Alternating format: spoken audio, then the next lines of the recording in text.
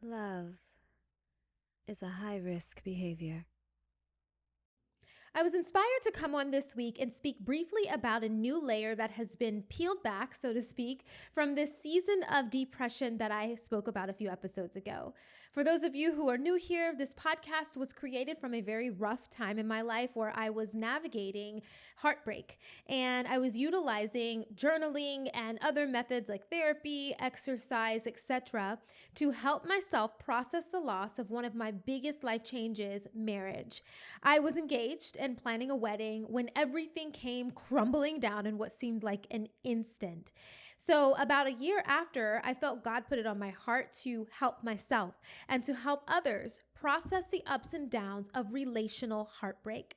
I took a podcasting course and built High Risk for Heartbreak from there over the course of about 6 months before launching it last year on my birthday. It's been a little over a year and 2 seasons later, and the things that I have been able to work through is nothing shy of amazing.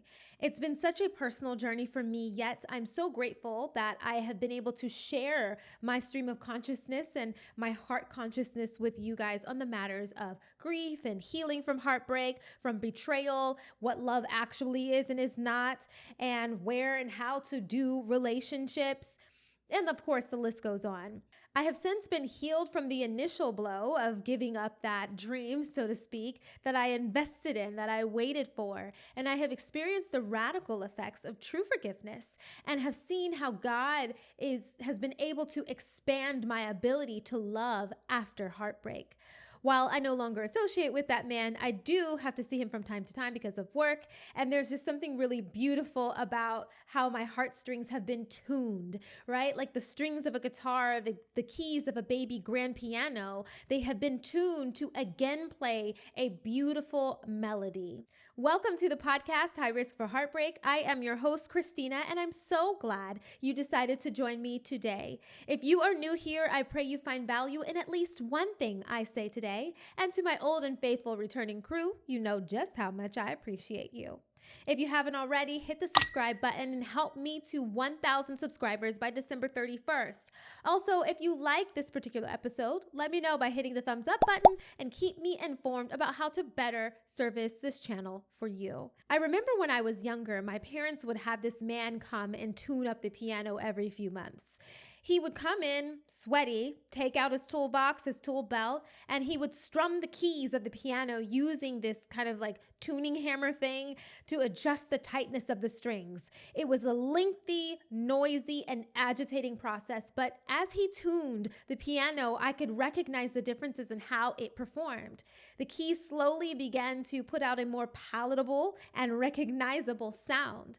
And once he was complete, he would play a little melody, making some further adjustments, and then he would leave.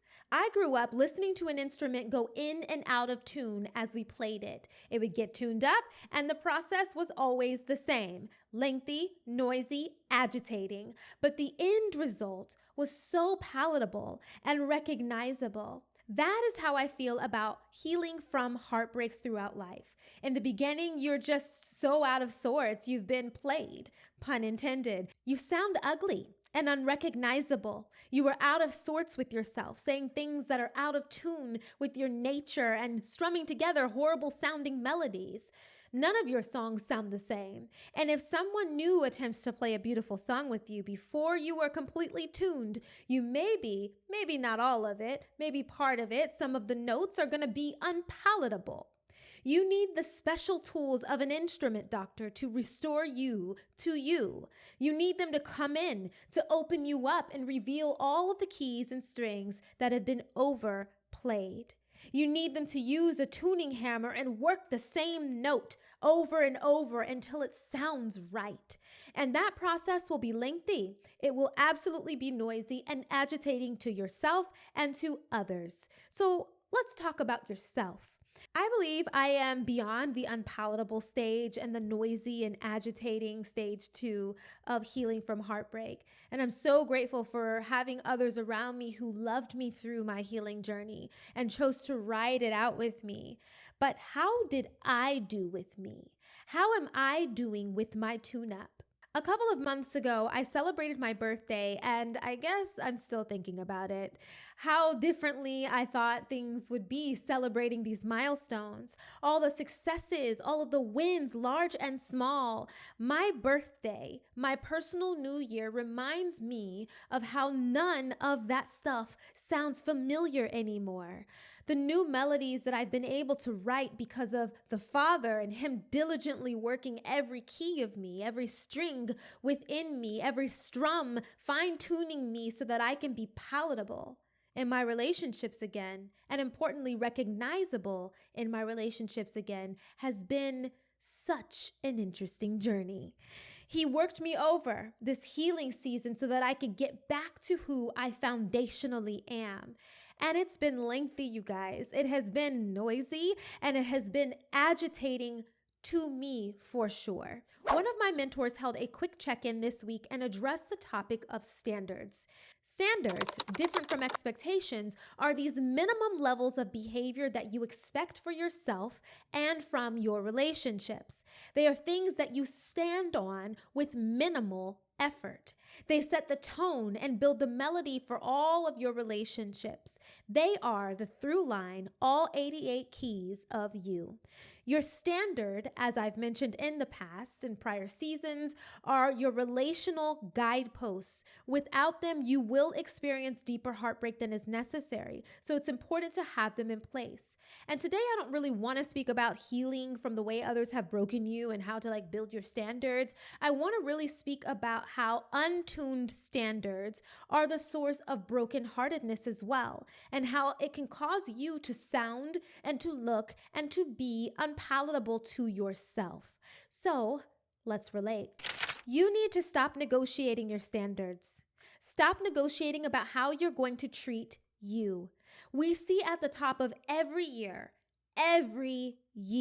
people make promises to themselves about how they are going to change. And they may start by investing in gadgets and investing in programs and other things to help keep them along in this process and keep this promise to themselves that they are going to be different this time, different this year, and all those gadgets and affirmations and all the things that they acquire to help them. These goals, everything, are now collecting dust. We're in the month of April, by the way, if you're watching this in a future tense. Those promises weren't built on tone, but rather built on a desire. You see, the master piano doctor knows how you should perform and how you should sound. He doesn't just tune you to your liking and your desires, but to your making and your needs. A piano, whether grand, baby grand, upright, or a synthesizer keyboard, has a tone that when each key is strummed, it makes. It doesn't matter who is playing it. If it is tuned, it will make the sounds that it is capable of making. That is how a healed heart will perform, to the standard at minimum. It won't sound different when the same keys are strummed by different players. It has a standard sound, and what you build from that sound is up to you. In this last couple of months, I have been made very aware that it's tuning season. The piano doctor has shown up at my door with his tools and his belt, and he has opened me up, and he is taking the hammer to my strings, strumming each key over and over and over again. And the way I know he's not finished is that I don't even sound right to myself. My thoughts, they are scrambled. My emotions are all over the place. And yet he's still hammering and he's still strumming, because at some point along this journey, I began to negotiate with my standards. At some point, I lost touch with the melody that I was building, and I began to compromise my making and my needs. Gradually, I lost touch with the 88 keys of me. I am being challenged right now in the area of my personal standards. And I know some of you out there are experiencing this as well, especially with the way that the world is changing, the economy around the world, not just in the US. There's a lot going on, and we are being challenged.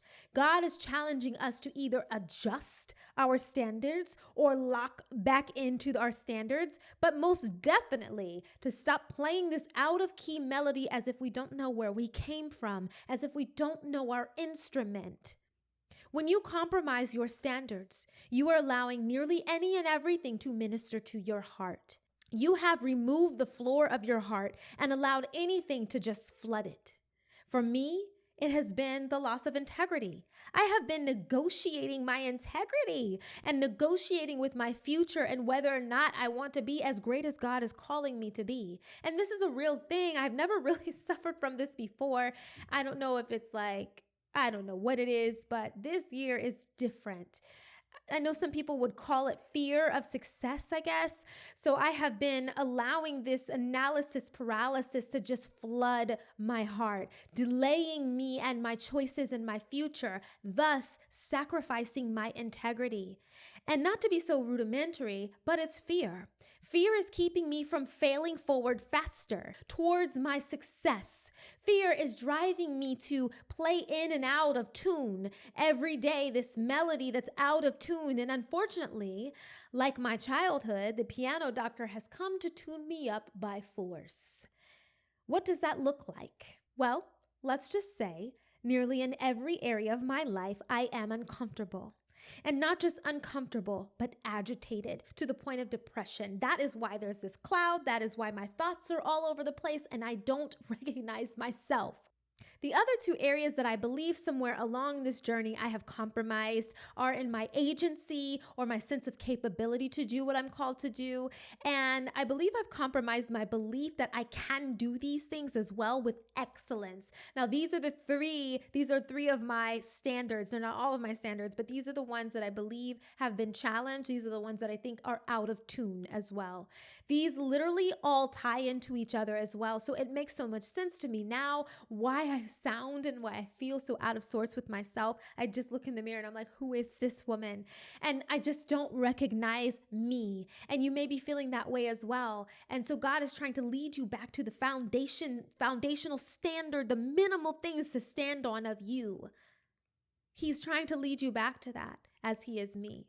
You want to do these things, of course, right? These things that you have been called to do with excellence. And that's where my heart is as well. And in order for that to happen, you have to believe, you have to have agency and ownership that you can. And that really starts with your personal integrity. And to maintain all of those standards, you have to have integrity. And so I just realize how important it is not to wait. How important it is not to wait on the piano doctor to come to you to tune you up, because it's going to be by force. But every single day you play, you need to be realigning, right? Retuning your sound. Retuning meaning that you're touching base with yourself and making sure that you're on the right track still. That you're playing the right melody still. You have to regularly be realigning with your standards, right? You'll get out of alignment, get back in. And so you won't be tempted to negotiate them for comfort or for fear or for any other reason, right? There's a way that each of us are fashioned and we are made, and we have to come back into that. And we just don't know it usually when we're out of it because we've gone too far out of tune. If you've ever played an untuned piano that's completely out of tune, it can maybe sound a little bit right, unless you have a very keen ear. But if there's one key right, and you're playing all these other keys out of tune, you will recognize it. And so that's what happens often with our standards, is that we get into this place where it's not all of them that have gone unaligned or untuned, amiss. It's just a couple of them. It's just a few of them that we have to lock back into or either change them. We have to come into hearing the tune that God put inside of us and play from that place of our making and our need, not our liking and our desires, because those things are fleeting. That will have you negotiating your standards every single moment that you get for comfort. And that is no way to live, and especially when you're in relationships with people. Throughout life, your standards may change or evolve. They may evolve just a little bit, especially as you grow closer to yourself and your tune, especially as you grow closer to understanding who you are, who God has called you to be. But you have to be aware that even when you are tuned fully, you have to align and realign as often as possible for the best quality of life and the best quality of relationships. Your standards, these bare minimum level parts of you, have to be intact. That floor has to be brought back up and closed and sealed so that you don't become flooded with unnecessary delays and unnecessary heartbreaks. This is all that I have for now. I will be working on a great takeaway from this for you in the future as I discover it. But like my mentor, I thought it was great and important to come and update you on this realignment, right? Realigning yourself to your standards. And I just really felt that it was necessary to bring that to you as I'm doing that in my season as well. I pray that you guys all found something valuable in this sharing today. I hope that you allow the tuning if needed and understand the process is meant to deliver you back to you. The process may be lengthy, it's going to be noisy, and it probably is going to agitate you. And that's fine. You are returning to you again. But I want you to remember that you are meant to produce beautiful sound. You are meant to produce beautiful melody, beautiful things, lovely things. And you cannot do that when you are negotiating with the bare minimum parts of you. It is time to realign. It is time to retune for the second half of this year and get ready to recognize yourself again. Thank you so much for loving yourself first so you can then go and love your neighbor. Until next time. Why don't you stay a little longer? You like what you like, right? Subscribe to the channel so we can spend a little more time together, and maybe comment your thoughts because I care what you're thinking. Love is the risk and the reward.